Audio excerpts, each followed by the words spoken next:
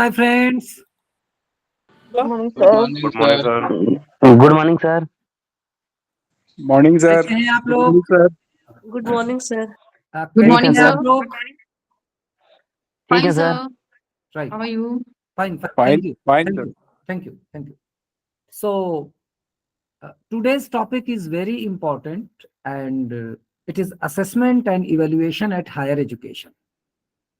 So it's exactly 9 to by my watch, and I think I have 15 to 16 slides. So every slide will take 4 to 5 minutes. So I'm quite sure I will be able to finish by 10:20, 10:25 almost, and then the remaining time we will utilize in the discussion. So my friends, whatever you teach, wherever you serve, whatever position you are, I mean, assistant professor, associate professor, but one thing is an integral part to our duty, and that is assessment and evaluation. And you can't deny this duty. I mean, somehow, directly, indirectly, you will be involved in it. And if you see, our evaluation system has a lot of defects, in fact. So there's very beautiful couplet that has been said by one of the Urdu poets. So I'm putting before you people, और फिर उसका मैं translate भी करूंगा. Couplet is like this: फरिश्ते भी चीख उठे रूबरूए इम्तहान. Even the angels start crying when they are given the exam. फरिश्ते भी चीख उठे रूबरूए इम्तहान, ये तो इंसान ही है जो दिए जाता है इम्तहान पे इम्तहान, इम्तहान पे इम्तहान. My friends, Yes, Yes, sir. sir. Yes, sir. Yes sir. Sir got the meaning of yes couplet? Sir. Couplet का मतलब समझ में आया? वाह सर वाह. Yes, sir. राइट. सो एग्जामिनेशन कितने इंपॉर्टेंट है हमारे लिए, आप देखिए. एडमिशन देते हैं तो देन वी कंडक्ट एग्जामिनेशन. बच्चों को डिफरेंट कैटेगरीज में डिवाइड करते हैं, then we take examination.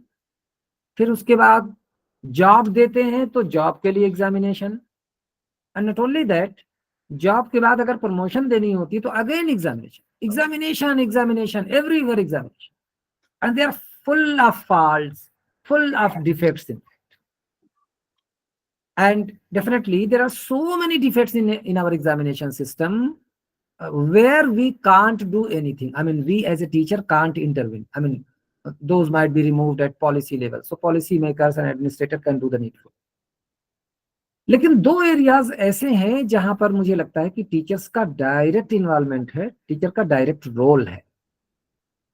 One, हम क्वेश्चंस जो फ्रेम करते हैं उसको अच्छे से करें, सावधानी से करें, एहतियात से करें, अच्छे क्वेश्चन बनाएं. एंड नंबर टू, जब हम इवेल्युएट करें तो हम उस इवेल्युएशन को अच्छे तरीके से करें, ऑनेस्टली, ऑब्जेक्टिवली, क्रिटिकली. अगर ये दो काम हम कर दें एज ए टीचर, तो मुझे लगता है कि बहुत सारी समस्याएं जो इवेल्युएशन और असेसमेंट से रिलेटेड हैं वो कम हो सकती है. So my whole discussion in fact will be based on these two things. तो अगर हम देखें कि by and large at university level we ask two type of questions, essay type questions and MCQs. short answer वगैरह भी होते हैं, but by and large essay and MCQs. तो essay type questions को कैसे फ्रेम करें और कैसे इवेलुएट करें, और MCQs को हम कैसे फ्रेम करें और कैसे इवेलुएट करें. So my today's whole lecture will be based on this. So my friends, let's begin. और शुरुआत करना चाहता हूं इस फिगर से, इस डायग्राम से. क्या आप इसको देख पा रहे हैं? जी sir. Yes sir. Yes, sir. Sir, yes, sir. Please mute yourself. Yes sir. जी sir. Remember, no evaluation takes place in vacuum. Evaluation is related with your objectives, and not only with your objectives, rather the learning experiences that you have provided to your students. Now let me give you one example. Your purpose is to make good engineers, good surgeons, good technicians. तो accordingly the learning experiences you will provide. अच्छे surgeon, अच्छे engineer, अच्छे technician सिर्फ bookish knowledge देकर नहीं बनाए जा सकते. उसके लिए आपको you have to let them go to some factories, some industries, I mean practical exposure, and then accordingly you will evaluate. You can't simply rely on MCQs, you can't simply rely on essays, essay type questions. Somehow उनके practical ज्ञान को, उनकी skills को भी आपको check करना पड़ेगा, तो इस वजह से उनको लेबोरेटरी में ले जाना पड़ेगा. But suppose your objective is make the students good political scientists, good sociologists, good literary figures. So for them, best way is let them sit at one place and you deliver the knowledge through lecture method. So more and more people can comfortably listen to you. और फिर उसके बाद जब उनको evaluate करेंगे तो best way will be to evaluate them through essay type questions, short answer type questions, or MCQs. So through these two examples, what I wanted to convey that see, evaluation is not isolated process. Evaluation is very much related with your objectives of the system, I mean education system, as well as the learning experiences that you have provided. So from this, in fact, we are starting. Now, coming to the tools of evaluation for scholastic aspect as well as co-scholastic aspect. So, can you tell me, my friends, the difference between scholastic aspects and co-scholastic aspects? My friends? Yeah, Yes, sir. please tell. My question is, what's the difference between scholastic aspects and co-scholastic aspects?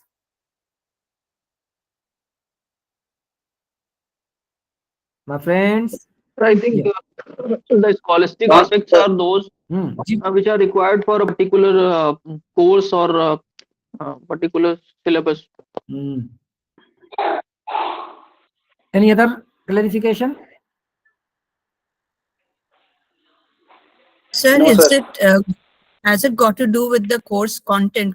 Scholastic Yeah, aspects of yeah. course relate to the course content, and scholastic aspects relate to any kind of course and its evaluation that we have Right. got to fix. Right. Thank you, ma'am. So scholastic aspects are related to curricular aspect, whatever has been taught to them, whatever you have taught them in the classroom.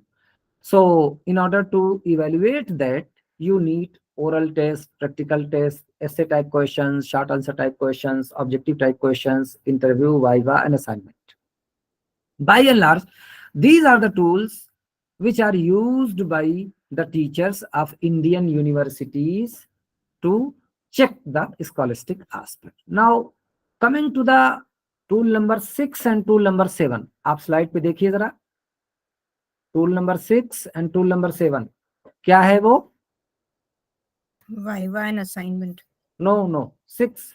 Interview and viva. Interview and viva. Viva. Interview, viva. जी. तो अब जरा मुझे बताइए कि interview और viva में क्या फर्क है?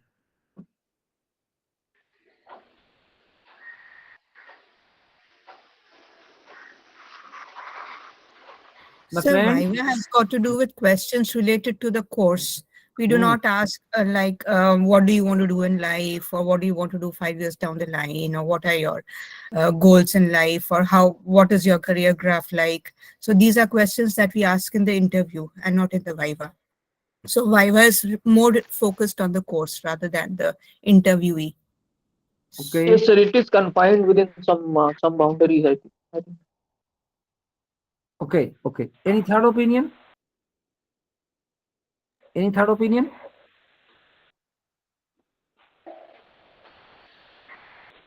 So इंटरव्यू में बेसिकली इंडिविजुअल होता है और वाइवा कलेक्टिवली भी हम ले सकते हैं कई स्टूडेंट्स के साथ.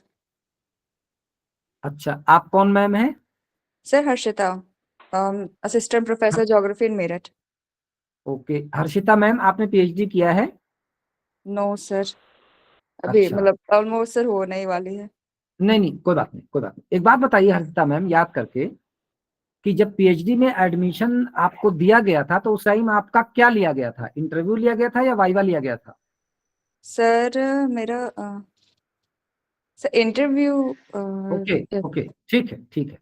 और हर्षिता मैम, जब वाइवा इंटरव्यू लिया जाता है एडमिशन देने से पहले, उसमें पीएचडी के कोर्स में एडमिशन देने से पहले इंटरव्यू लिया जाता है। और हर्षिता मैम, जब आप अपनी थीसिस को सबमिट कर देंगी तो फिर उसके बाद उस थीसिस का एग्जामिनेशन होता है, एग्जामिनर आता है ना उसका, जी तो सर, फिर जी क्या लेता है आपका? जी सर, वाइवा लेंगे वो। वाइवा। सो जी try sir. To understand, try to understand. देखिए, किसी भी कोर्स में एडमिशन देने से पहले या किसी भी जॉब को देने से पहले जो टेस्ट लिया जाता है, ये जानने के लिए कि आप उस कोर्स के लिए सुटेबल हैं या नहीं, या आप उस जॉब के लिए सुटेबल हैं कि नहीं, you are having the prerequisite qualification and prerequisite skills and knowledge or not, that is interview. But the moment you have given the admission to some course, then how much mastery over the content in 6 months or in 1 year or 2 year or 3 year has been developed by the student or that person, इसको जानने के लिए जो test लिया जाता है, that is viva. My friends, have you got it? Yes, sir. Yes, sir. Yes sir. Right. Yes, sir. Right. Yes, sir. Right. Now come to co-scholastic aspect. अभी मैंने बात की थी कि स्कॉलिस्टिक एस्पेक्ट क्या होते हैं, करिकुलर एरियाज से related, bookish knowledge, theoretical knowledge जो आपने दिया। But only theoretical knowledge is not sufficient, rather there are so many other qualities which should be there in the students, like leadership qualities, problem solving ability, coping with stress, communication skills, soft skills, ICT skills, life skills, so many things. तो इनको evaluate करने के लिए बहुत सारे हमारे पास tools हैं। तो ये स्लाइड पे लिखे हुए हैं। मैं आप में से किसी से रिक्वेस्ट करूंगा कि वो इनको पढ़े। कोई एक पढ़िए इसको जोर से। पढ़ूं सर? Sir, tools, डिबेट जी, पढ़िए debate, sir. discussions, quiz, observation, project work, rating skills, case study, questionnaire, opinionaire, and students' attendance in the classroom. By and large, these are the tools which are used by the teachers in Indian universities to check the co-scholastic aspect. So now, till now, I have presented two things before you. पहली बात मैंने कही कि evaluation का ताल्लुक, evaluation का जो संबंध है वो आपके ऑब्जेक्टिव से भी है, as well as with the learning experiences that you have provided. दूसरी बात मैंने कही कि there are some tools which you use to evaluate the scholastic aspect, whereas there are some tools which you use to evaluate the co-scholastic aspect. इन दोनों बातों को ध्यान में रखिए और अब हम आगे बढ़ते हैं और बात करते हैं subjective and objective type questions. So there are two differences, main differences between subjective type questions and objective type questions. तो मैंने स्लाइड पे उन दोनों डिफरेंसेस को लिखा है।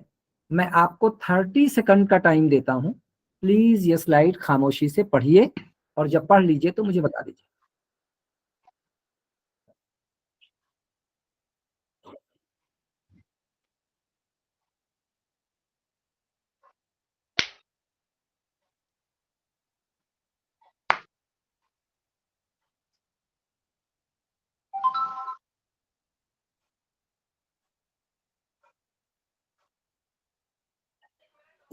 पढ़ लिए?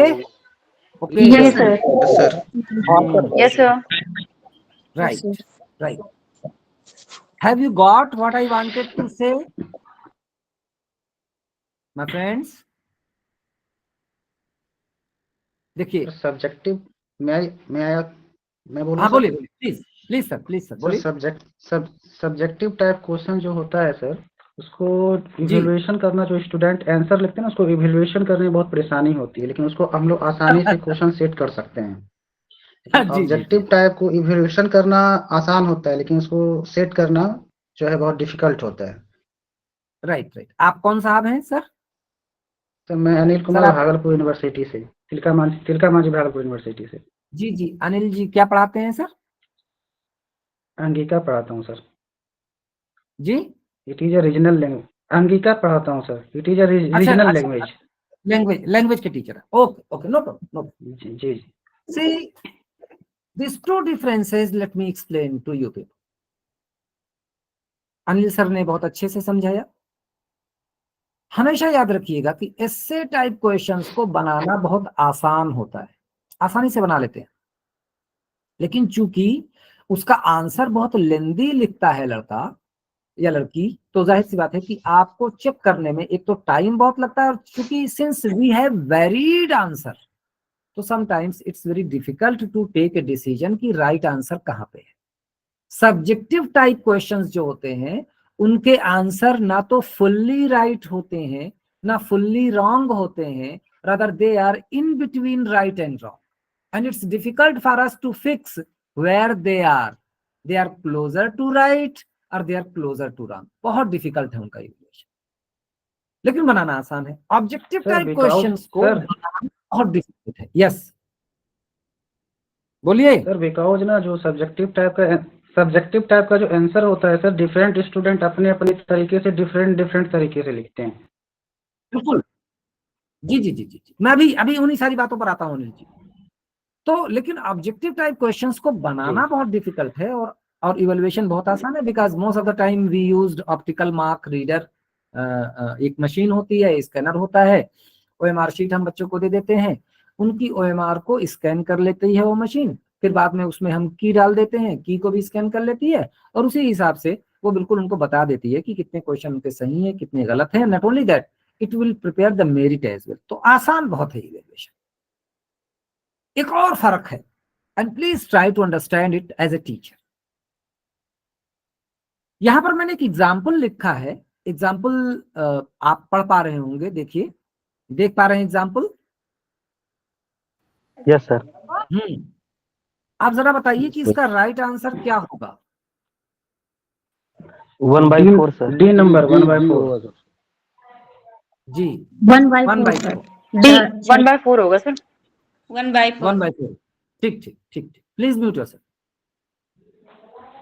क्वेश्चन ये था कि reduce 16/64 to the lowest terms. और आप याद कीजिए अपने दिन जब आप स्कूल में थे, आपके टीचर ने बताया होगा कि ऊपर वाले को और नीचे वालों को दोनों को 2 से काटो, यानी न्यूमरेटर को भी डिनोमिनेटर को भी। So you cut it by 2, you will have 8 in the numerator and 32 in the denominator. Again cut it by 2, so you will have 4 in the numerator, 16 in the denominator. Again cut it by 2, so you will have 2 in the numerator and 8 in the denominator. और last में 2 से काटेंगे तो ऊपर 1 बचेगा और नीचे 4 बचेगा, और राइट आंसर 1/4 हो जाएगा। यही प्रोसेस था ना मेरे भाई? Yes sir. Yes sir. जी सर। भी काट सकते हैं, मतलब डायरेक्ट Now, काटना नहीं। जी जी। देखिए, मान लीजिए कोई एक बच्चा है जिसने ऊपर वाले 6 को नीचे वाले 6 से काट दिया, तो राइट आंसर क्या आएगा? 1/4 ही आएगा सर। लेकिन क्या उसका प्रोसेस सही है? No sir. No sir. No sir. Yes, देखिए यही फर्क है ऑब्जेक्टिव टाइप क्वेश्चंस में और सब्जेक्टिव टाइप क्वेश्चंस में। ऑब्जेक्टिव टाइप क्वेश्चंस में आप सिर्फ प्रोडक्ट चेक करते हैं। प्रोडक्ट चेक करते हैं मतलब आंसर चेक करते हैं, आंसर आया कैसे ये नहीं चेक करते। लेकिन ऐसे टाइप क्वेश्चन में आप दोनों चीजें चेक करते हैं, आंसर भी चेक करते हैं और आंसर कैसे आया उसको भी चेक कर सकते हैं। So subjective type question check both process as well as product, लेकिन ऑब्जेक्टिव टाइप क्वेश्चन सिर्फ एक चीज चेक करते हैं और वो प्रोडक्ट। यही सबसे बड़ी कमी जो है वो ऑब्जेक्टिव टाइप क्वेश्चंस की है। Now let's come to the next slide. और आपको कुछ मजहर जैदी साहब ने भेजा है माय फ्रेंड्स। जी सर। Yes sir. सर एक स्क्रीनशॉट उन्होंने भेजा है और देखिए, एक होगा एक्शन वर्ब करके, action verb yes sir, yes है। सर। हाँ सर, हम्म, ठीक है। जरा सा प्लीज इस डॉक्यूमेंट को खोलिए, एक्शन वर्ब वाले डॉक्यूमेंट को खोलिए। सर ओपन है। खुल गया? सबका खुल गया? हाँ जी yes sir. Right right. See there are 6 columns. एक में ऊपर लिखा हुआ है रिमेम्बरिंग, दूसरे में अंडरस्टैंडिंग, तीसरे में अप्लाइंग, चौथे में इवेल्युएट एनालाइजिंग, पांचवे में इवेल्युएटिंग, छठे में क्रिएटिंग है। दिख रहा है आपको? Yes sir. Yes sir. Yes sir. Yes sir. ये सब Right. दिख रहा है। राइट। अब सारी 6 कैटेगरीज में नीचे जाएंगे तो there are so many action verbs. दिख रहे हैं आपको? बहुत सारे एक्शन वर्ब्स हैं, दिख रहे जी हैं? सर। Yes sir. जी सर। Yes yes. अच्छा, अब उससे पहले कि मैं इस पर बात करूं और मैं ये बताऊं कि ये डॉक्यूमेंट मैंने क्यों खुलवाया है, आपसे एक क्वेश्चन पूछता हूं। आप सारे लोग काफी अनुभवी हैं और काफी आप लोगों ने अपनी लाइफ में एग्जाम भी दिए होंगे। जरा मुझे याद करके बताइए कि पहली क्लास से लेकर पीएचडी के एग्जाम तक किस तरह के क्वेश्चंस पूछे जाते हैं, कैसे क्वेश्चंस की शुरुआत होती है, किन एक्शन वर्ब से क्वेश्चंस की शुरुआत होती है, याद कीजिए।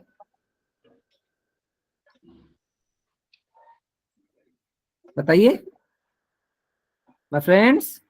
सब्जेक्टिव क्वेश्चन होते हैं और डिफाइन हाँ, डिफाइन। The following. हाँ, डिफाइन। How? और बताइए। Right, Explain, How? Explain. What? discuss, describe, Explain. Describe, interpret, evaluate. हाँ, पॉइंट आउट, इवेल्युएट, मेंशन, यही सारे हैं ना ma'am? Match the following. Name the name of जी, fill in the जी। blanks. जी जी। देखिए, Remember. पहली क्लास से लेके पीएचडी के Right. एग्जाम तक, हाँ, यही 12, 15 या 20 वर्ड हैं जो घूम फिर के आते हैं। Am I right? Am I right my friends? Yes. Yes yes Yes, yes sir. Sir. Yes sir. Yes sir. Yes, sir. Yes, sir. So why? Because we are poor in framing the question. हम variety नहीं ला पाते हैं अपने questions में। तो जब हम इतने पुअर हैं कि हम अपने क्वेश्चंस में वैरायटी नहीं ला पाते हैं, तो स्टूडेंट से आंसर में हम क्या वैरायटी की उम्मीद करें? I mean when we will ask stereotyped question, definitely we will get the stereotyped answer.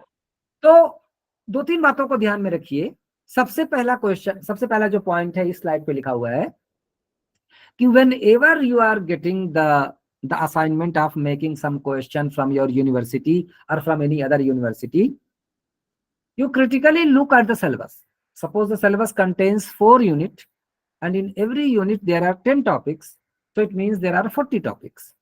अब आप क्या करिए कि देखिए उस यूनिवर्सिटी में क्वेश्चंस के पैटर्न कैसे हैं। University has instructed you to frame 4 subjective type question, 1 question from every unit.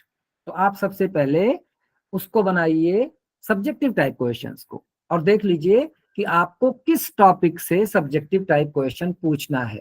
जब आपने डिसाइड कर लिया तो अब उन चारों टॉपिक्स को पेंसिल से टिक कर दीजिए या इनसर्किल कर दीजिए। It means out of 40 topics, 4 topics you have asked under essay type questions, but still there are 36 topics which are left.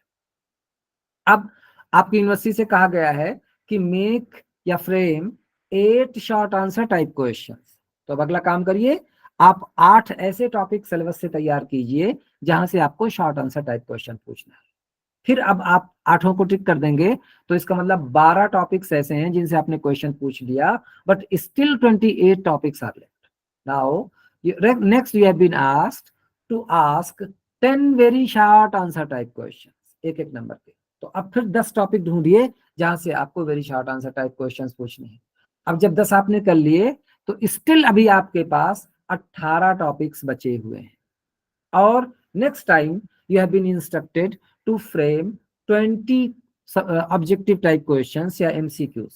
अब जो questions हैं वो 20 हैं और टॉपिक्स जो बचे हुए हैं वो 18 हैं, तो आप कंफर्टेबली पूछ सकते हैं, यानी every topic will be covered, no topic will be over represented और no topic will be under represented.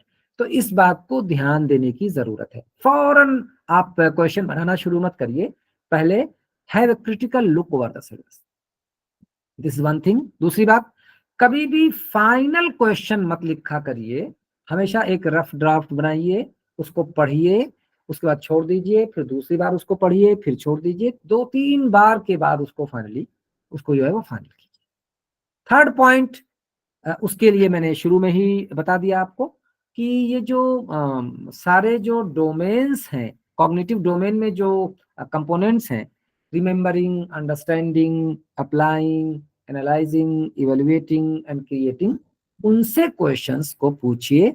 और ये बहुत सारे एक्शन वर्ब्स हैं, they are more than 100, so I have remembered all those. So what you do, I will request you people to take the print out of this, और आप उसको अपनी तकिया के नीचे रख के सोइए। रात में सोने से पहले एक बार सारे वर्ड्स को देख लीजिए, और सुबह जैसे ही आपकी आंख खुले सबसे पहला काम वही कीजिए कि उन सारे वर्ड्स को एक बार देख लीजिए। By repeating this 10 to 15 days, I'm quite sure you will remember all the action verbs. Use these action verbs because it will help you in bringing the variety in your questions. अब आते हैं आखिरी point पे, use very precise and grammatically correct language. इसका क्या मतलब समझे आप लोग, my friends? So there must not be the grammatical mistakes in the questions framed. और कुछ कोई ambiguity नहीं रहना चाहिए ग्रामेटिकली लैंग्वेज से क्वेश्चंस अच्छा, there should not be any ambiguity in presenting the question to the students, sir. yeah. Okay, let me give you one example. I was evaluating the copy of educational psychology long back, definitely. So one question was asked, what is perception? And it was a bilingual question. तो हिंदी में भी लिखा था, प्रत्यक्षीकरण से आप क्या समझते हैं। Let me repeat. Question was, what is perception? और हिंदी में लिखा हुआ था, प्रत्यक्षीकरण से आप क्या समझते हैं।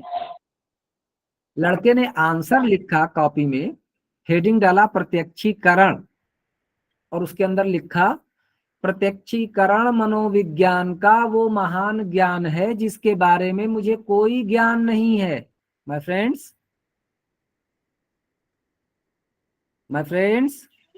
Yes sir, Yes, sir. Yes, sir. सुने क्या लिखा लड़के ने। Yes sir. जी सर। तो चूंकि उसने, लड़के ने खुद ही एडमिट किया कि मुझे ज्ञान नहीं है कोई, तो इस वजह से मैंने उसको 0 नंबर दिए। लेकिन अब आप सोचिए जरा कि क्या ऐसे रबिश आंसर लिखने में सिर्फ लड़के का फॉल्ट था, स्टूडेंट का फॉल्ट था, या क्वेश्चन का भी फॉल्ट था? बताइए। क्वेश्चन का भी फॉल्ट था सर। क्वेश्चन का ही फॉल्ट था, क्वेश्चन का ही क्वेश्चन का सर जी। always remember, by asking a wrong question you will never get a right answer. Now let me give you another example, बहुत क्लासिकल एग्जाम्पल है, सुनिएगा इसको गौर से। किसी यूनिवर्सिटी में बीए के पेपर में ज्योग्राफी में पूछा गया था, why do earthquakes come? Hindi में भी था ये क्वेश्चन, भूकंप क्यों आते हैं। Let me repeat the question, why do earthquakes come? भूकंप क्यों आते हैं। तो लड़के ने इसका आंसर लिखा, पहले हेडिंग डाला भूकंप आने के कारण, उसके बाद अंदर लिखता है लहद में, लहद कहते हैं कब्र को, ग्रेव को, लहद मीन्स कब्र, ग्रेव, लिखता है लहद में आशिके दीदार जब करवट बदलता है, जमी हिलती है और भूचाल आता है। My friends,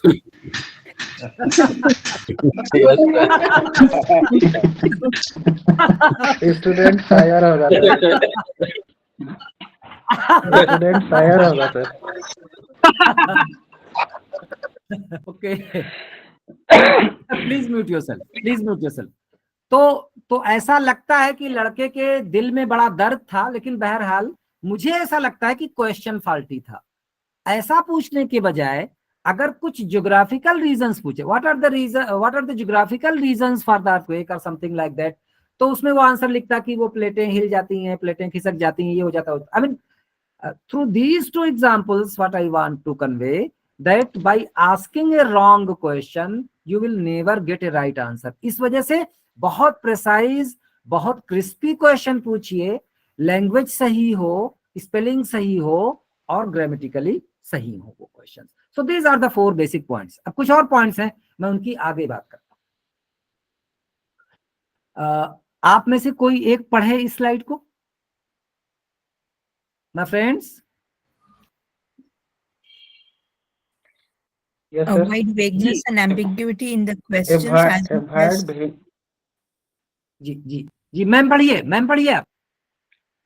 avoid vagueness and ambiguity in the questions as much as possible so that every student may infer the same meaning of the questions. Right. Questions should not be too general. Right. Directions and scope of the questions should be well defined. Right. Mention word limit of the questions. Right. Don't be in a hurry. Take sufficient time. Right. Translate from other languages carefully. Right. Now, first point, I think earlier also someone of you has identified कि we should try to avoid ambiguity and vagueness, I mean language की, तो मुझे लगता है इस पर ज्यादा बात करने की जरूरत नहीं है। I'm coming to the second point. So what you have understood by the second point, my friends? My friends?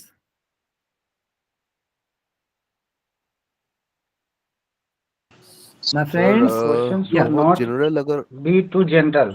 Means हाँ। क्वेश्चन जनरल नहीं होना चाहिए सर। जैसे उस विषय से संबंधित कुछ साइंटिफिक वर्ड यूज कर देना चाहिए। जैसे आपने एग्जांपल दिया सर, भूकंप क्यों आते हैं, इसी को हम बना सकते थे कि भूकंप आने की भौगोलिक कारण का वर्णन करें। यस, इस तरह से। Thank you. हाँ, कोई और कह रहे थे, कोई दूसरे सर कुछ कह रहे थे? सिमिलर ही था किसी- मेरा answer sir. Okay. Now let me give you one example. Sir ने तो बात बहुत अच्छे से कह दी है, लेकिन फिर भी एक एग्जांपल देता हूं तो उससे चीजें और क्लियर हो जाएंगी।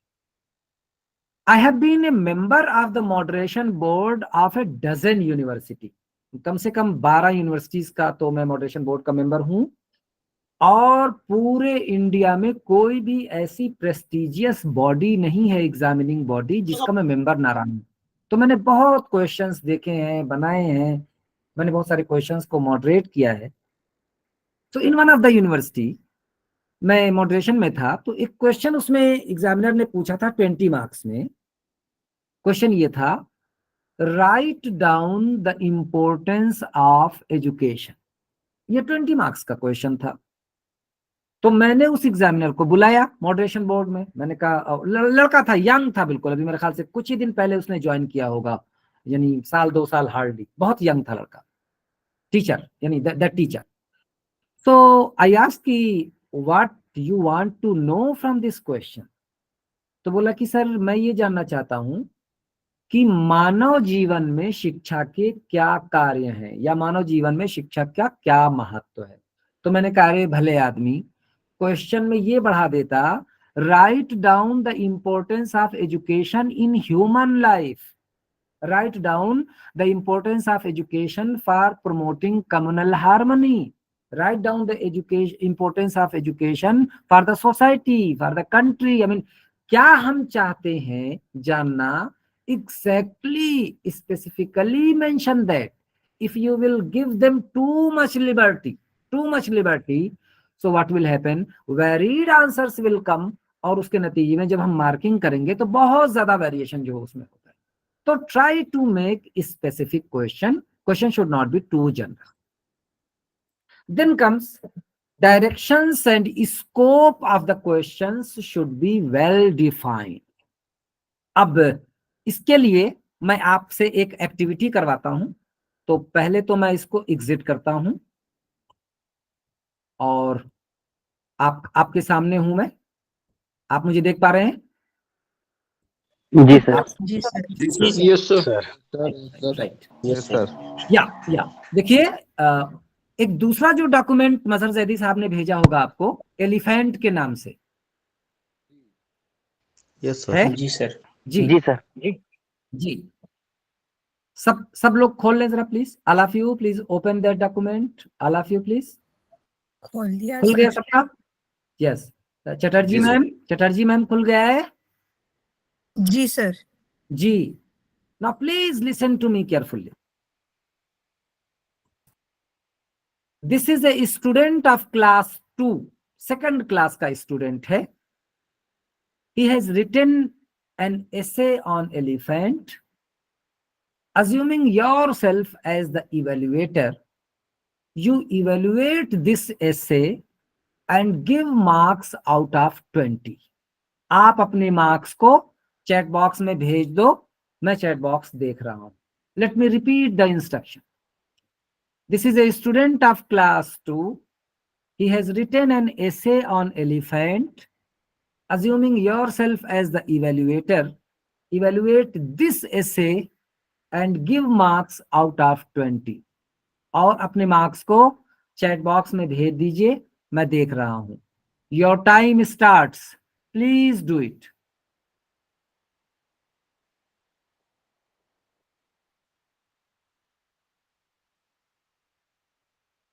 सर मुझे कुछ शो नहीं किया स्क्रीन, अभी आपने जो दिया है। स्क्रीन पे नहीं, कहाँ पे है भाई बताइए? बाकी साथी इनकी हेल्प करें, मैम की, प्रेमलता मैम की। WhatsApp ग्रुप में मैम, डाला हुआ है। WhatsApp WhatsApp ग्रुप ग्रुप में में। है ma'am. Ma'am, it is in the WhatsApp group. हाँ, व्हाट्सएप ग्रुप में है मैम, प्रेमलता ग्रुप में मैम। है, ग्रुप में। व्हाट्सएप पे आया हुआ है मैम। जी जी, बाकी लोग करें। फाइल नेम है सर स्क्रीनशॉट। शेयर कर दूं? आइए, स्क्रीन शेयर कर दूं सर? देख लीजिए आप। नहीं, रहने दीजिए, व्हाट्सएप पे करने दीजिए, व्हाट्सएप पे करने दीजिए। हाँ, लोगों के रिस्पांस आ रहे हैं, मुझे दिख रहे हैं। कीर्ति शर्मा सर ने दिया है, आ गया रिस्पांस, आ रहे हैं लोगों के रिस्पांसेस। तो please do it my friends.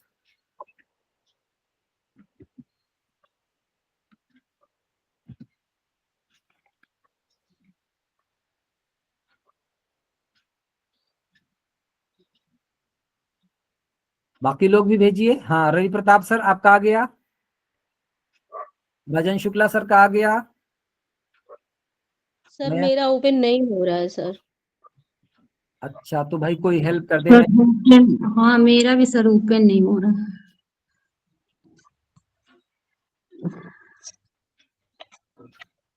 Sir मेरा भी नहीं हो रहा। अच्छा, ओपन नहीं हो रहा। सीमा मैम की, प्रेमलता मैम की जरा हेल्प कीजिए आप लोग प्लीज। सर मैं स्क्रीन पे शेयर कर दूं? कर दीजिए।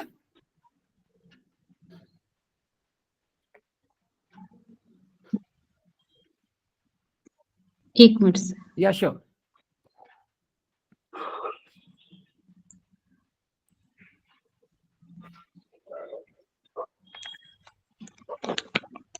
नहीं अभी तो नहीं आया। नहीं, अब दिख रहा है, मुझे तो दिख रहा है मैम। एक मिनट सर। हाँ जी हाँ हाँ सर दिख रहा है, स्क्रीन दिख रहा है। विजिबल। हाँ, तो स्क्रीन पे आ गया है। तो आप जरा प्लीज जल्दी कीजिए, जल्दी कीजिए, अभी बहुत सारी बातें मुझे रखनी है आपके सामने। Please hurry up.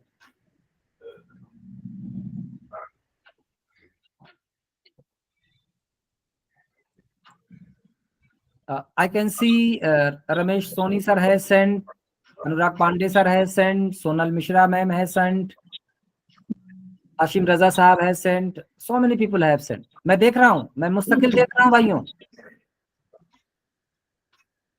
एक minute sir.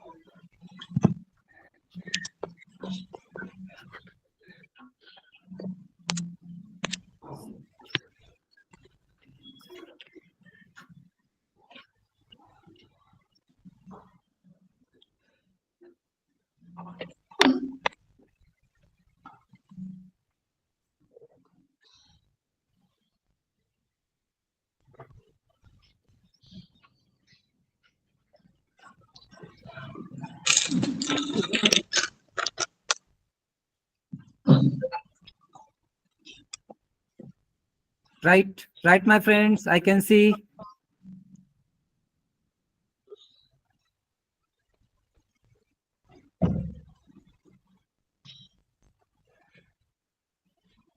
Okay.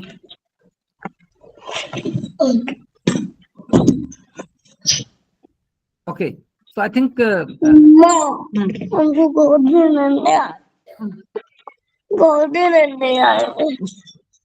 Poonam ma'am please mic Poonam off ma'am please करिए। म्यूट कर लीजिए। जी जी जी जी। पूनम मैम आपका माइक खुला हुआ, बंद कर लीजिए। Yes sir. Chatterjee ma'am, Chatterjee ma'am, ये स्क्रीन किसने शेयर किया है? जी मैंने किया है। चटर्जी मैम ने। आप बंद कर दीजिए। मैंने किया है। आप अपनी स्क्रीन को बंद ठीक कर है। दीजिए प्लीज।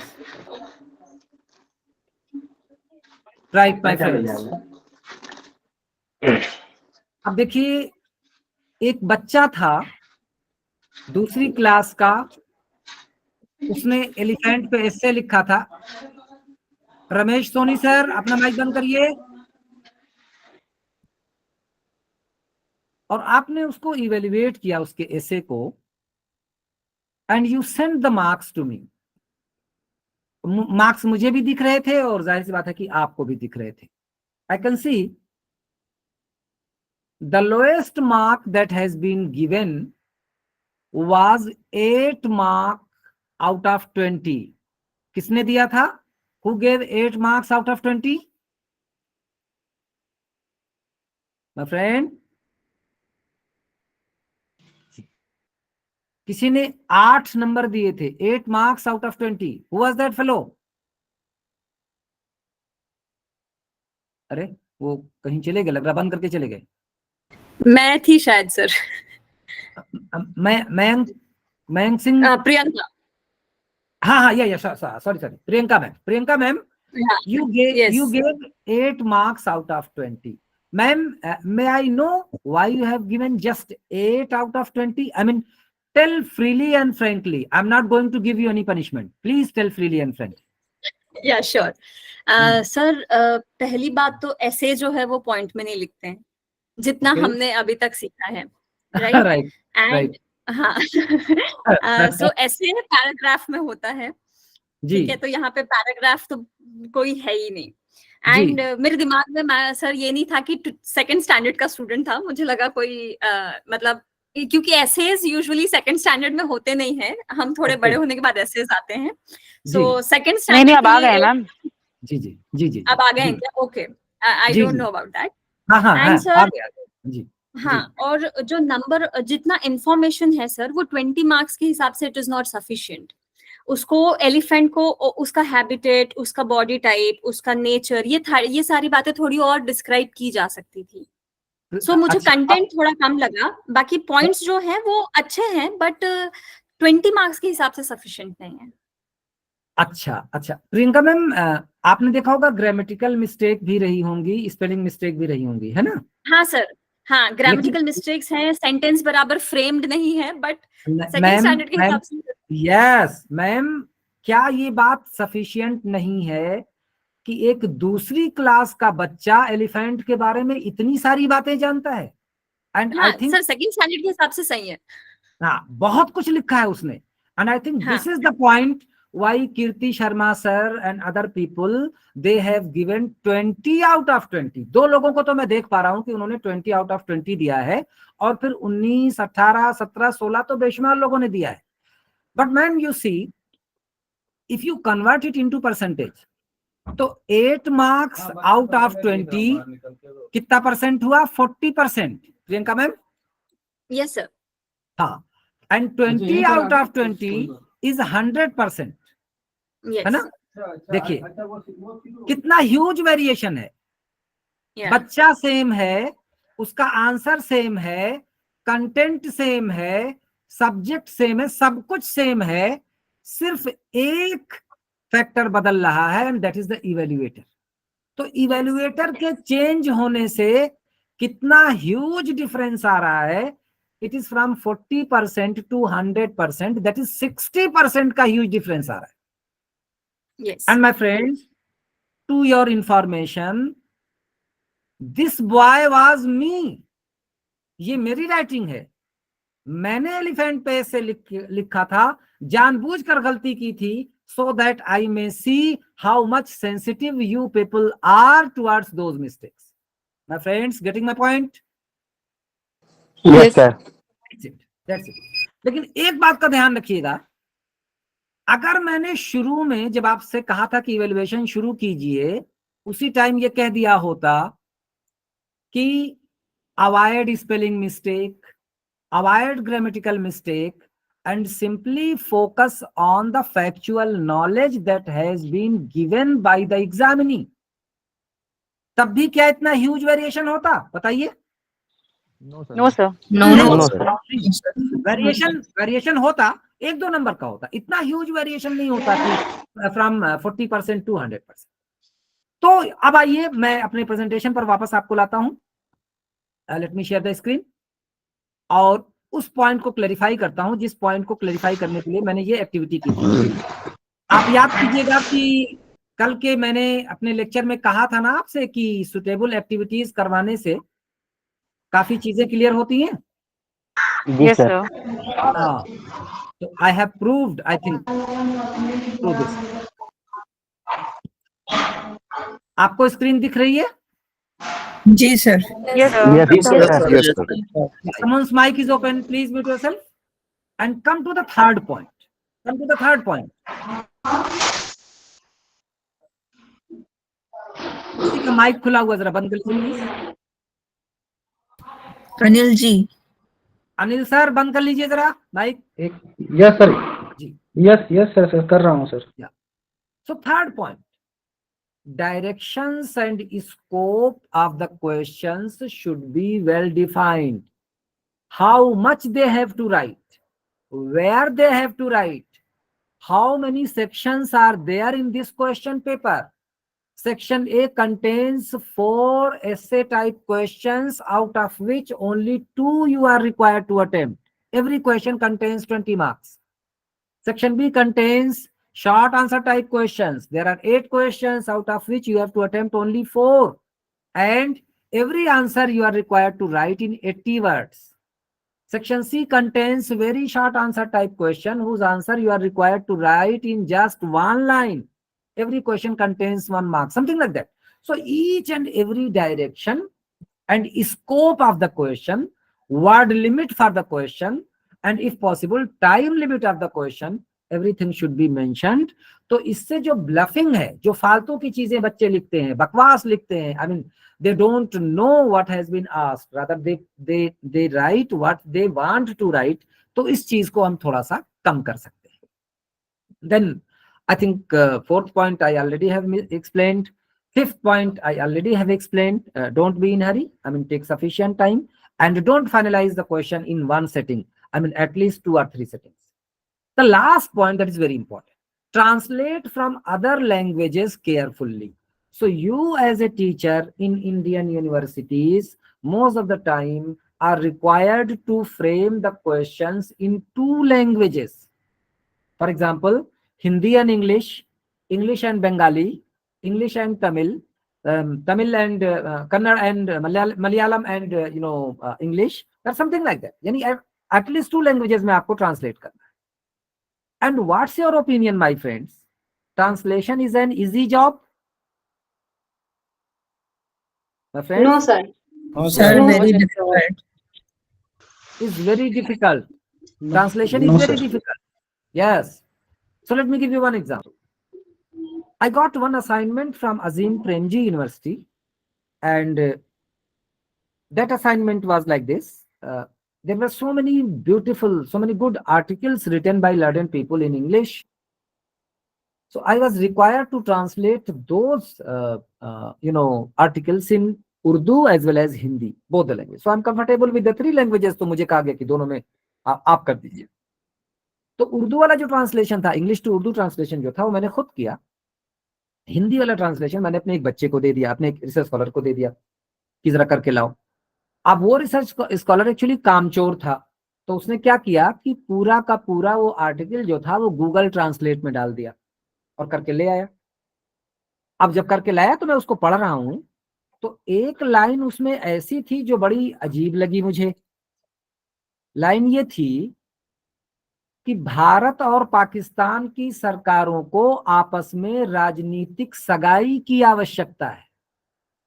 तो आई कुडंट अंडरस्टैंड। तो मैंने उस बच्चे से पूछा, मैंने कहा क्या करके लाया भाई ये? तो बोला नहीं सर सही किया बिल्कुल मैंने कहा अच्छा लाओ ओरिजिनल टेक्स्ट लाओ। जब ओरिजिनल टेक्स्ट मैंने देखा तो उसमें ये लिखा हुआ था कि the governments of India and Pakistan need political engagement. My friends, yes sir. हाँ yes sir.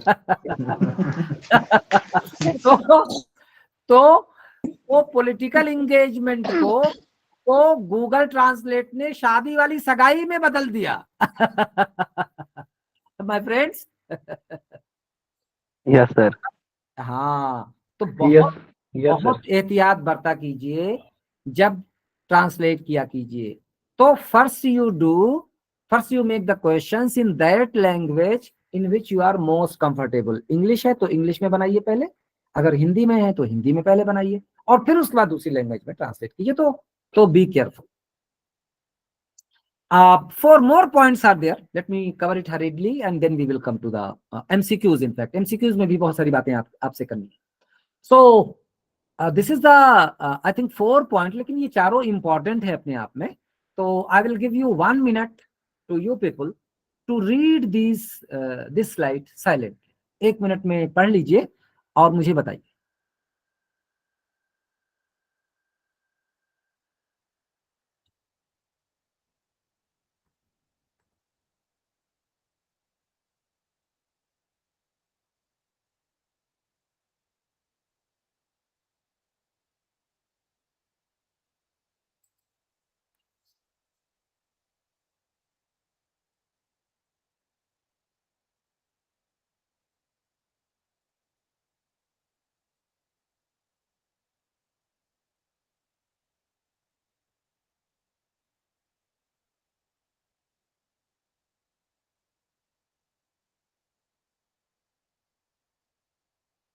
Done, sir. Okay okay, बाकी लोगों ने पढ़ लिया? Yes sir. सबने यस पढ़ सर। लिया? Yes. Done, sir. Yes sir. Right. Yes, sir. Right. Please mute yourself and listen to me. See, in your classroom, there might be 1 or 2 students who might be creative, who might be extraordinary. But what we do, by and large, we ask such type of question which can be responded by the average student. तो इससे वो जो बच्चे हैं उनकी जो creativity है या उनकी जो एक्स्ट्राऑर्डिनरी जो उनके अंदर पोटेंशियल है, that is not being identified. Whereas in my opinion, examination should be conducted in such a way that if there are some extraordinary students, they should be identified through that examination. तो ये तभी हो पाएगा जब हम question paper बनाएं तो उसमें 1 या 2 क्वेश्चन ऐसे रखें जिससे हम उन बच्चों को आइडेंटिफाई करें, लीक से हटकर, ट्रेडिशन से हटकर, कुछ such type of question, open ended type question, thought provoking type question, such type of questions which might be given, whose answer might be given in a creative way. तो ये इस बात की कोशिश किया करिए। 1 क्वेश्चन या 2 क्वेश्चन, ज्यादा नहीं, बस 1 या 2 से भी हम पता लगा लेंगे कि कौन से बच्चे क्रिएटिव हैं। Then second point, if it is a home exam, definitely ask such type of questions which are of average difficulty level. बहुत ज्यादा डिफिकल्ट क्वेश्चन पूछना जिससे ज्यादा से ज्यादा स्टूडेंट्स फेल हो जाएं, इन माय ओपिनियन ये अच्छा एग्जाम नहीं है, बल्कि कोशिश ये होनी चाहिए कि एवरेज डिफिकल्टी लेवल के क्वेश्चंस हो। जल्दी मत कीजिए, हमेशा फाइनल सबमिट करने से पहले कम से कम 2 बार देखिए, क्योंकि गलतियां करते हैं हम लोग। And finally, provide outline of the answers. So all the questions which we set for UPSC or various public service commissions of the various state governments and other prestigious examining bodies, तो वो Sir, हमसे ये कहती हैं कि आप yes yes yes sir I think yes जो competitive या जो भी एग्जाम होते हैं उसमें जो डिफिकल्टी लेवल जो है इजी, मॉडरेट एंड टफ तीनों का जो बैलेंस रहता है, जिसमें इजी के नंबर्स ज्यादा रहते हैं, डिफिकल्ट के नंबर कम रहते हैं, मॉडरेट के नंबर लगभग ठीक मॉडरेट ही रहते हैं। जी जी जी जी जी। तो all the prestigious examining bodies जब हम लोग उनके लिए काम करते हैं तो वो हमसे कहते हैं कि आप क्वेश्चन बनाइए, तो क्वेश्चन के साथ साथ आंसर्स की आउटलाइन भी दे दीजिए। And this is simple because if I have made the question, it's not necessary that I will evaluate only. I mean, my questions might be evaluated by other examinees. तो अब other examiners, तो मैं इस किसी भी question से क्या answer चाहता हूँ only I know. तो if I will provide the outline of the answer, so things will be better. If the student has written only definition, give him 2 marks. If he has written definition as well as examples or something like that, 3 more marks. If he has taken one example from practical life, 2 more marks, something like that. I mean, certain kind of outline of the answers, if you will give, and it will be given to those examiners who are examining your question paper. So in that situation, the variation will be less and less. तो मुझे लगता है कि ये सारे काम हमको जो है वो करने चाहिए. Now, all these points, I think 3 slides were there. Question है सर, कर सकते हैं कि बाद में करें सर? मेरे ख्याल से बाद में कर लेते, मुझे पहले कर लेते. Okay, sure sir. So through the previous 3 slides, I have presented those points which should be kept in your mind while making the questions, while framing the questions. Now, this whole slide devotes to such points which you have to take in your mind while you are evaluating essay type questions. तो पहली बात तो ये है कि neatness से, orderliness से, quality of handwriting से मत इन्फ्लुएंस होइए. Rather, content is important. What the content has been produced. Content is very rubbish, very rotten. और उसने बहुत अच्छी राइटिंग में लिखा है, बहुत सारे कलर के स्केच यूज किए हैं और वो, तो उससे कोई फर्क नहीं पड़ता. Content is much more. Then एक काम जो मैं करता हूं, मैं आपको सजेस्ट करता हूं, if it is possible you do it. Whenever I receive one bundle, I immediately don't start evaluating. Rather, I open the bundle and I just scan it. इस स्कैनिंग से क्विकली मैं पेज को पलटता हूँ, सारी कॉपियां मतलब इवेल्युएट करने की नीयत से नहीं, बस खाली खोल करके बस मैं पलटता हूँ, एक बार पलट लेता हूँ सारी कॉपी. इससे मुझे एक आइडिया हो जाता है कि how many copies are good, how many average and how many poor, and accordingly I make 3 categories and then I start evaluation. अगर मैं ये काम नहीं करूंगा और जैसे मुझे बंडल मिला मैंने चेक करना शुरू किया, तो क्या होगा? Suppose 8 copies I have got poor and 9th copy is good. So since 8 copies are poor, so the moment I will see a good copy, I will be happy and I will be giving 80 marks out of 100, suppose. Now, when I reached to copy number 13, I found it is much better than the copy number 9. लेकिन copy number 9 को मैं 80 दे चुका हूं, तो अब copy number 13 को मैं कितना दे सकता हूं? ज्यादा से ज्यादा 83, 84, something like that. When I reached to copy number 27, I found that it is simply excellent, superb. लेकिन already I have given 84 85 marks, तो अब मैं कितने और दे सकता हूँ? ज्यादा से ज्यादा 2 या 3 नंबर और, समथिंग लाइक दैट. तो this will be the injustice to the students, particularly good students. So contrary to it, if I will make the 3 categories and then I will start evaluation, then chances will be fair that I will be able to do justice with every type of student. Now coming to the 3rd point, I think the same point is there which I have explained through, 2nd point. Don't try to know the identity of the students. My friends, remember one thing. You are judging someone and you can't. No one can judge anyone in this world except the Almighty. And the Almighty has bestowed some power in your pen through which you are judging someone. So judgment is very important. It's very sensitive. It's very crucial. So usme don't try to know the identity of the student. And second thing, don't evaluate the student. Rather, evaluate the performance of the student, and as far as possible, keep your personal likings, dislikings, opinion, prejudice, and biases. Put it apart and evaluate solely on the quality of the answer that has been written. Finally, the last point, if your university allows, then try to write some specific comments on the margins of every page, so that if anyhow the students happen to get that copy, so he or she may know what were the shortcomings. Grammatical mistake, only bookish definitions were written, implications in practical life was missing, too much punctuation, too much use of the article the, I mean something like that, some specific comments, so that students might understand what are their shortcomings and how those shortcomings can be removed. So till now, my friends, I have presented how to frame good essay type questions and how to evaluate essay type questions. Now, in the coming slides, I want to focus on how to frame MCQs and how to evaluate. And remember in your mind that framing MCQs is very difficult, is very cumbersome. तो सबसे पहले MCQs का structure आपके सामने रखता हूं, आपको समझाता हूं, और फिर उसके बाद उन पॉइंट्स पर विचार करेंगे, गौर करेंगे, जो कि हमको ध्यान में रखने हैं जब हम MCQs को बनाएं। तो स्ट्रक्चर के हवाले से एक स्लाइड है यहाँ पर आपके सामने दिख रही है, इसमें एक एग्जाम्पल भी है। तो आप में से कोई जरा सा प्लीज इसको पढ़े, जोर से पढ़िए कोई एक आप में से।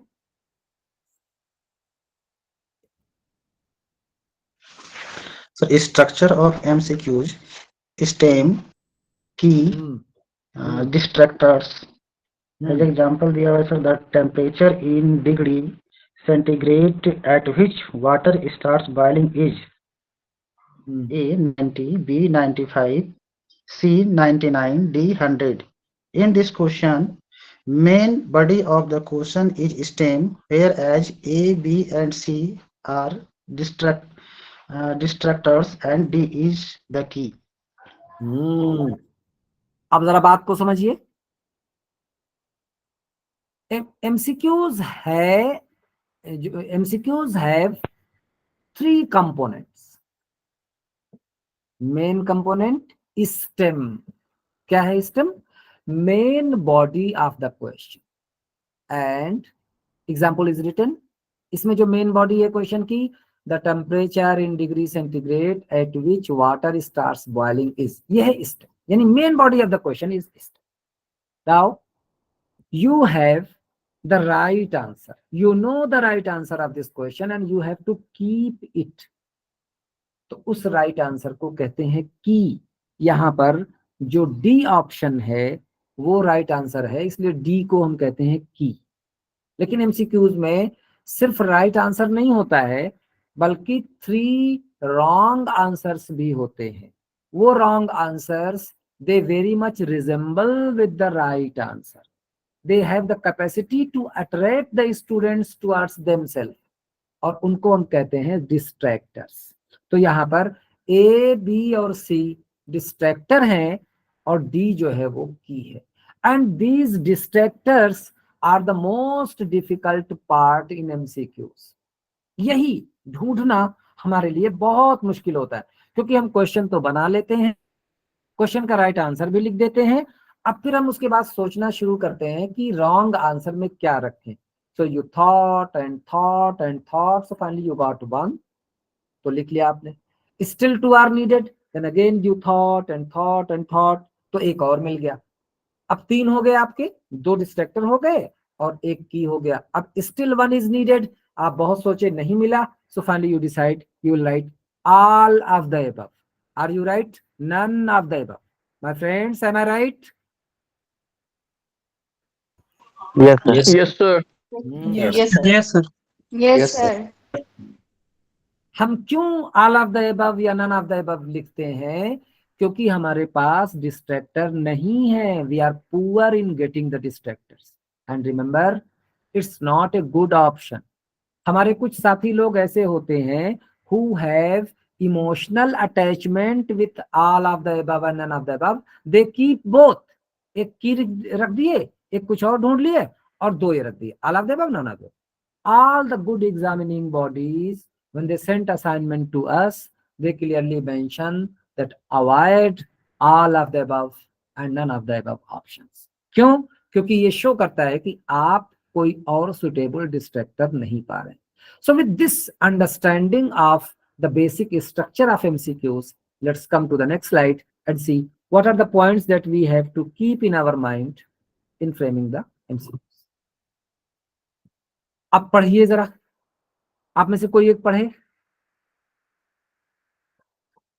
My friends, Each item should deal with only one central idea, and it should have only one correct answer. For example, air conditioner was invented in dash. Ji. B option. Say it should be A. नहीं, A ऊपर हो गया है, A ऊपर हो गया तो इसमें से B. Yeah, you continue. Item should be clear, unambiguous, and grammatically correct.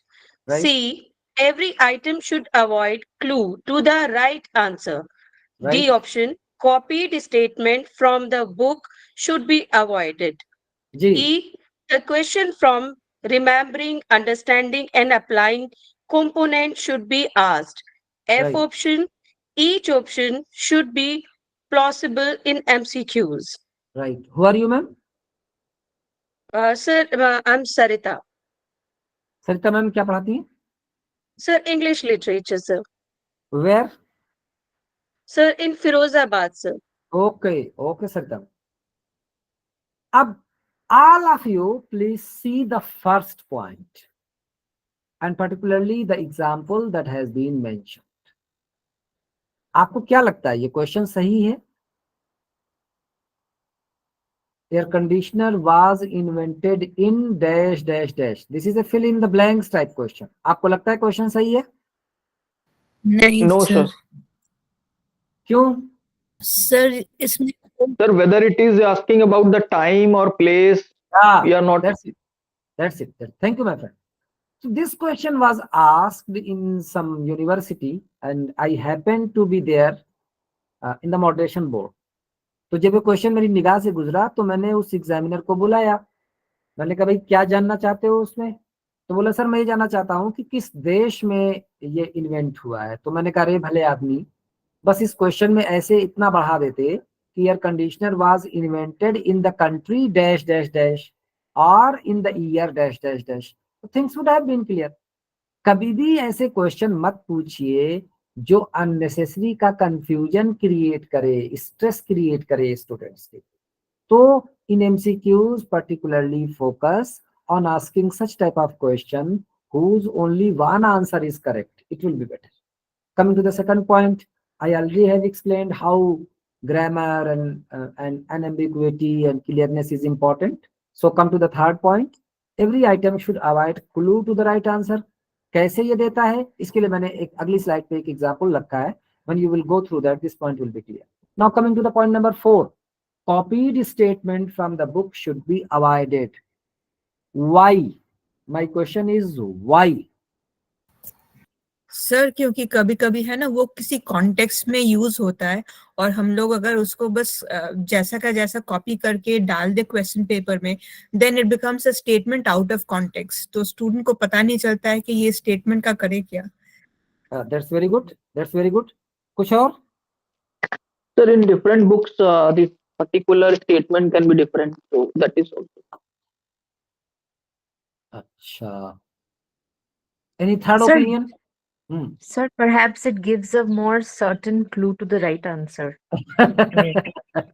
देखिए आम तौर पर by and large it happens that student remember the answer of those questions which are there in the book. Do you agree with me? Yes, sir. Yes, sir. Yes, sir. Yes, sir. In that situation, if you will copy the question from the book, so all those students will be benefited who have remembered that particular question. So this is one aspect. Second aspect, किसी के किए हुए काम को चोरी करना, copy करना, that is immoral, illegal and unethical. Don't do that. It violates Copyright Act. It comes under the category of plagiarism. So no, try to make your own questions, but suppose sometimes, I mean, we all are human beings, so we are under pressure, time pressure or whatever it is. So अगर ऐसी situation आ जाए कि आपको book से लेना पड़े question, तो ठीक है, ले लीजिए, लेकिन फिर उसको चेंज कीजिए, change it's language, change the stem, not the stem तो एटलीस्ट डिस्ट्रैक्टर या की, आई मीन डिक्टो कॉपी करना in my opinion is not required.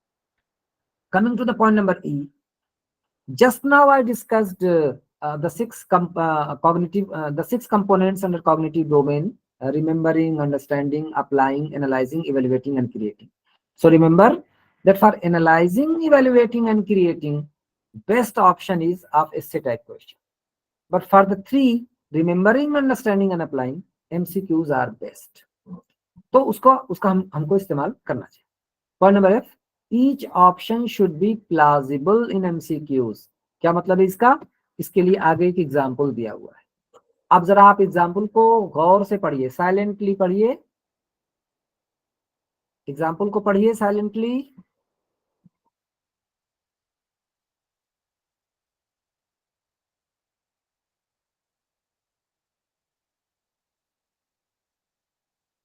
पढ़े? Yes, sir. Yes, sir. Yes, sir. Yes, sir. In this question, do you think the boy or the girl will tick on the option D? No, sir. क्यों?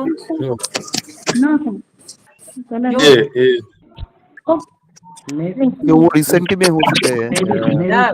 प्रणब मुखर्जी साहब. Please mute yourself. See, Dr. Rajendra Prasad, Pandit Jawaharlal Nehru, and Dr. S. Radhakrishnan, they were the contemporaries. Whereas Pranab Da is too young, इस वजह से बच्चे इस पे टिक नहीं मारेंगे. किसी का माइक खुला हुआ, बंद कर लीजिए please.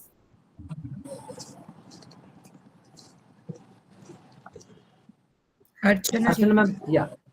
Archana ma'am, Mandri, ji. And if the students are not putting a tick on any particular distractor, it means it is not working. Archana ma'am जरा बंद कर लीजिए प्लीज माइक अपना. अर्चना ma'am.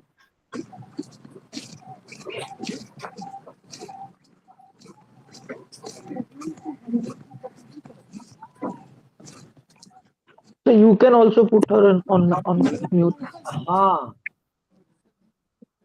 Right. So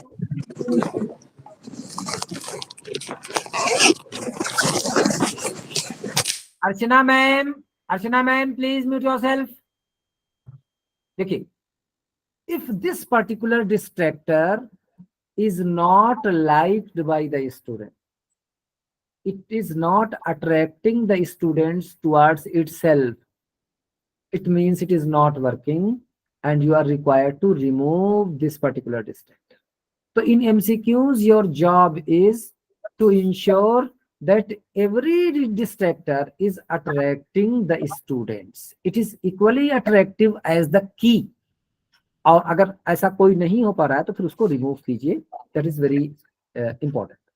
Now come to this point. Again, this point is very important, and for that I'm giving you 1 minute completely. Please read it carefully.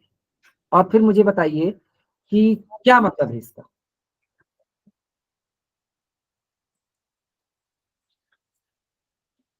So the right answer should not be placed at the same alphabet in each question. मतलब जैसे B को अगर हमने write किया है तो वो हर answer में B ही ना हो. Yes. और कोई बात? Sir, also there should not be any pattern in the That's it. selecting the answer. Now, the pattern which I have put on this slide, again, it was from some university. मैं वहां पर moderation में गया हुआ था, तो फिर ये ब्लंडर मुझे समझ में आया वहां पर. So what I do in fact, when I make questions, I write the answer of all the questions on a plain sheet of paper. And then I minutely see whether there is any pattern in it or not. So pattern will be guessed, and in this particular situation, if the boy will guess the pattern or the girl will guess the pattern, so all the 100 questions they will attempt rightly, isn't it, my friends? Yes, sir. Yes, Yes, Yes, sir. sir. sir. And that Yes, is sir. very dangerous. That is very Yes, dangerous. yes. So for home exam, I mean university exam, it will be 15 questions, 20 questions. तो वहां पर तो ये problem बहुत बड़ी नहीं है. But suppose you are framing it for some competitive exams or for some entrance test, so there you are required to frame 50 questions or 100 questions or more than 100 questions. तो वहां पर पैटर्न को guess करने की probability बहुत ज्यादा होती है. इस वजह से आपको बहुत एहतियात बरतना चाहिए. Coming to 4 more points. So point number H, self-explanatory. बहुत ज्यादा डिफिकल्ट क्वेश्चन मत पूछिए if it is university exam, but if it is competitive exam, it is entrance exam, वहां पर पूछ लीजिए.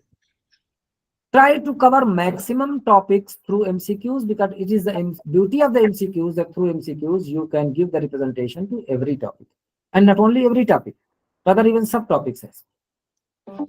Point number J, I already have explained. Point number K, statement should not be too lengthy. I mean, it should not be a linguistic juggernaut. दो तीन line का एक ही statement है, तो it will be, I mean, difficult for the students to analyze. So such type of things avoid.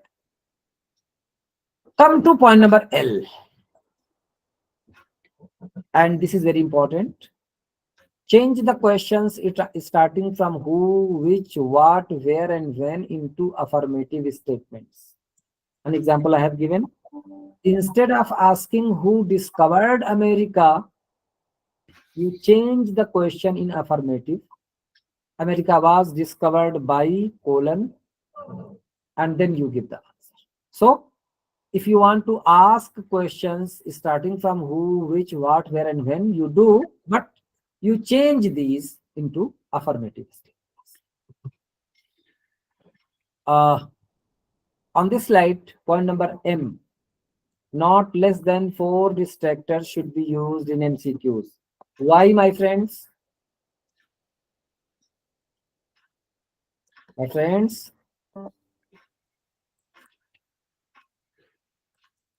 Sir, otherwise they will attempt easily. yeah, suppose there are A, B, C, and D 4 options. So the guessing probability of the student is 25%. But suppose if there are only A, B, and C, then guessing probability is 33%. Suppose option, you have given only 2 options, right or wrong, true or false, correct or incorrect. So the option is, the guessing probability is 50%. So less number of distractors means guessing probability will be more. But more number of distractors, it will be difficult for the examiner to frame the questions. तो इस वजह से 4 options वाले questions जो होते हैं MCQs वाले, वो best माने जाते हैं. Each item should be independent. Definitely give clear directions about where the answers will be recorded. I mean, they have to put a tick mark, or they have to encircle some circle, or they have to write somewhere. I mean, every direction should be clear. Then point number P, distractors must be in order. And to show it, I have taken 2 examples on the next slide. Please see it. आप देख पा रहे हैं इसको? Yes, sir. Yes, Yes, sir. sir. Yes, sir. आपको इन दोनों questions में कोई फॉल्ट दिखता है?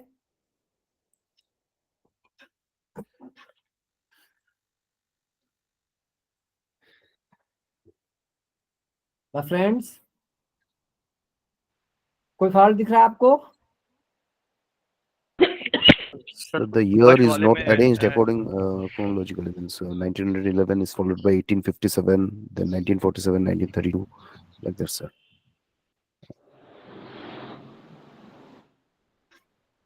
देखिए, if in the question number 1, if A option would have been 1857, B would have been 1911, C would have been 1932, D would have been 1947, it would have been better, because it was in ascending order. Or first would have been 1947, then 1932, then 1911, then 1957. It would have been in the descending order. So particularly when there are numerals, try to follow some order, either ascending order or descending order. And same is true with the same question number 2. So 10, 15, 20, 25 or 25, 20, 15, 10. I think this would have been. Now the last slide of my presentation. Point number Q. And again this is very important. तो आप में से जरा कोई पढ़िए इसको. Point number Q सिर्फ पढ़िए. Please read only point number Q. So the key should neither be shorter or no longer than the distractors, as it will provide some additional clues to the examinees. Example दिया गया है sir. पढ़े example. हाँ, sure. For example, in the question number 1, the most important characteristics of India among the following is: A, India is a member of European Union. B, India is such a country of the world which has the largest population. C, India is a member of G5 countries. And D, India is a developed country. Right. So do you find some fault in this question? Yes, sir. What is it? Sir, the right answer is the longest. Yeah. So it's easy for the students to guess. Yeah, thank you, ma'am. You have made my job easy. Thank you, ma'am. देखिए, जब भी ऐसा होगा कि right answer जो है वो बाकी ऑप्शन से या तो बहुत छोटा होगा या बहुत बड़ा होगा, तो in that situation students will guess that. So every time measuring through scale and making and ensuring that every option is of equal length, that is not possible of course. लेकिन कोशिश ये किया कीजिए कि बराबर हो, बहुत छोटी की या बहुत बड़ी की ना हो, otherwise it will unnecessarily give some clue. Finally, the last point, negative marking. And there is, I have mentioned one formula, and through this formula you all will be able to understand how we do the negative marking. So in this formula, let me give you one example first, then I'm explaining this formula. देखिए, there is one student who has appeared in some test. That test has 100 questions and there is the provision of negative marking in that test.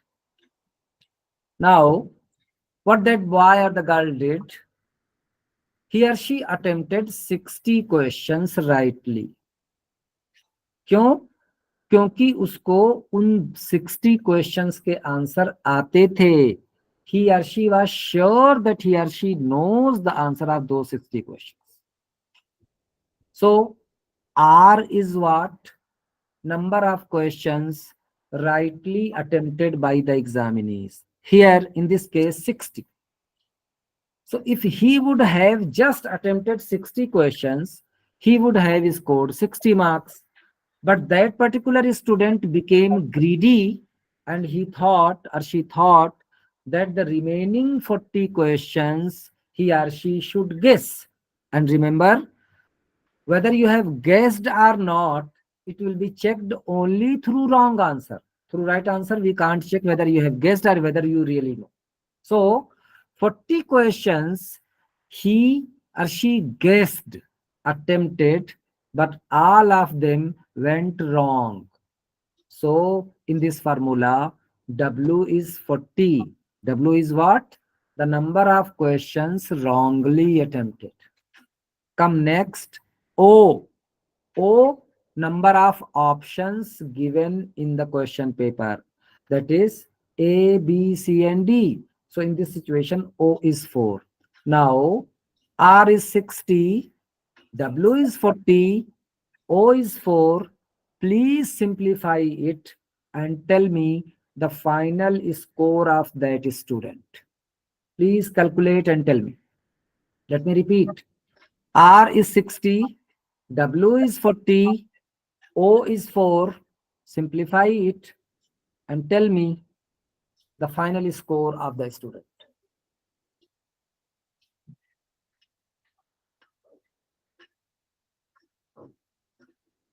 I think it's 46.67. Very good. Very good. 46.66. और किसी का आया? और किसी का आया? My friends? Yes sir, 46.66. या तो कैसे आप कर रहे हैं? पहले जो ब्रैकेट में चीज लिखी हुई है उसको सिंप्लीफाई कीजिए, that is 40/4 - 1, that is 40/3, that is 13.33. now subtract 13.33 from 60, so you will get 46.66.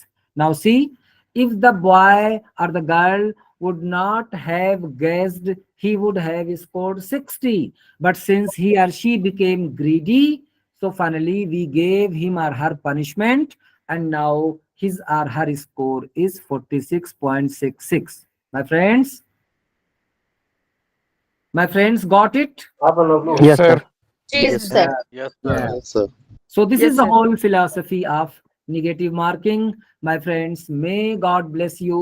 Thank you very much for listening to me. Now I'm stopping my presentation.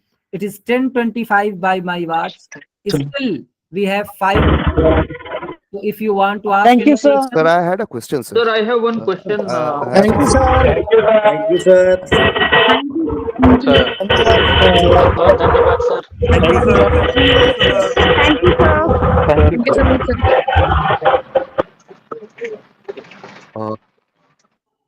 yes, please. Sir, my friends, please question ask. is related to relative grading. Sir, you were mentioning that you see और आप सारे answer sheets देख लेते हैं, उसके बाद आप assess करना चालू करते हैं. तो ये जो आप असेस करते हैं, हम लोगों को 1500 पेपर्स होते हैं एक एक सब्जेक्ट पे, तो फिर हम लोग सारे पेपर्स को देखकर उसके बाद हम लोग असेस करना चालू करेंगे, तो फिर हम लोग का टाइम कंस्ट्रेंट रहता है सर. सपना में सुधार सुधार करिए, हम लोग बनी सब घर में हमारा पागल बुझे. यस चटर्जी मैम, फिर से बोलिए. हाँ सर, जैसे आपने बताया था कि आपके पास जब आंसर शीट्स आते हैं तब आप सारे आंसर शीट्स को चेक करना चालू करने के बजाय आप सारे सबको देख लेते, उसके बाद आप चालू करते हैं. So you are proposing relative grading. लेकिन सर, हम लोग को एक एक सब्जेक्ट में ना 1500 से तो चालू होते हैं हमारे आंसर शीट्स.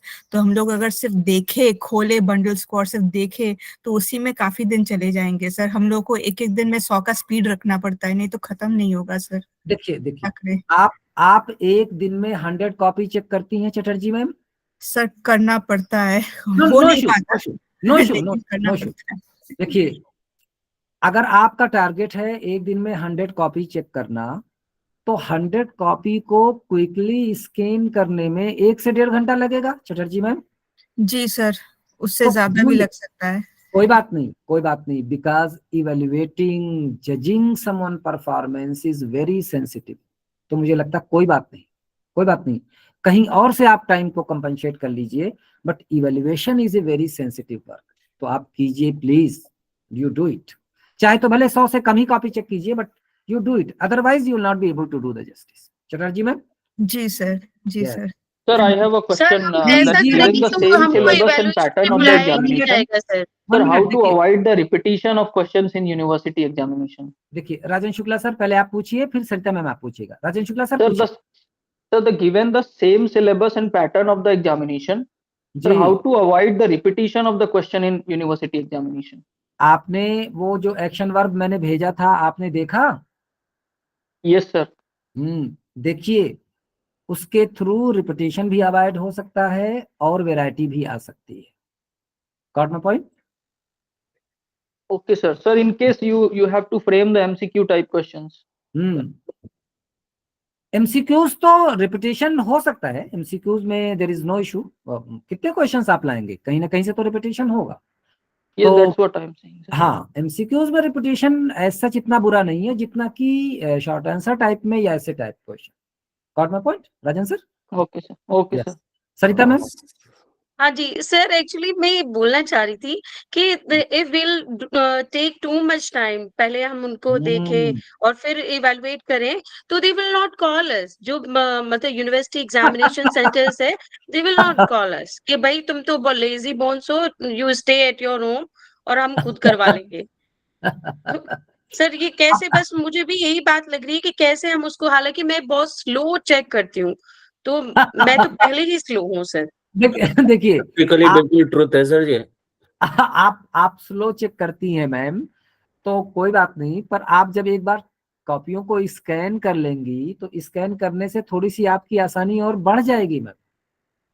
आप उसी टाइम को थोड़ा सा एडजस्ट कीजिए, बस आधा घंटा 1 घंटा ऊपर नीचे करिए। I think you will be able to do it. I mean it might be difficult initially, but the moment it will be in practice things will be easy. आप उसको प्रैक्टिस में लाइए, चीजें आसान होंगी ma'am, I am quite sure. Satya ma'am? जी sir, sir thank you so much sir. मेरा एक क्वेश्चन था प्रशांता सर। सर, प्रशांता हाँ sir, sir, yes thank you yes, sir, please thank you sir. Please. Question ये था कि जैसे आप बता रहे थे ना कि कोई क्वेश्चन सेट करते वक्त ऐसा रखना चाहिए जो कि to test the better candidates, a bit analytical question और लाइक। तो मुझे ऐसा कभी फेस करना पड़ा है कि मान लीजिए दो कैंडिडेट, वो दोनों बाकी सब टाइप जो सिमिलर टाइप ऑफ क्वेश्चंस था वो सब करेक्टली आंसर किया। अब जहां जाके ऑप्शन आ जाता है तो एक कैंडिडेट वो जो ऑल्टरनेटिव में जो इजी क्वेश्चन रहता है उसको आंसर करता है बहुत अच्छी तरह से, और दूसरा कैंडिडेट जिसको हालांकि हम लोग को पता भी है कि क्लास में उसका परफॉर्मेंस भी बहुत ज्यादा है, अच्छा कैंडिडेट है, वो क्या करता है थोड़ा कॉम्प्लिकेटेड थोड़ा एनालिटिकल जो क्वेश्चन है उसको आंसर करता है लेकिन उतना सही से आंसर नहीं कर पाता है। मतलब मॉडरेटली ही answers it moderately well. So in that case means what should be the grading type? Because देखिए Prashanta sir, what's important, writing an easy question excellently or writing a very difficult and analytical question average way? What is better? Sir, I believe the concept is tested when that candidate. That's it. तो अगर कोई, if someone is daring to attempt analytical questions,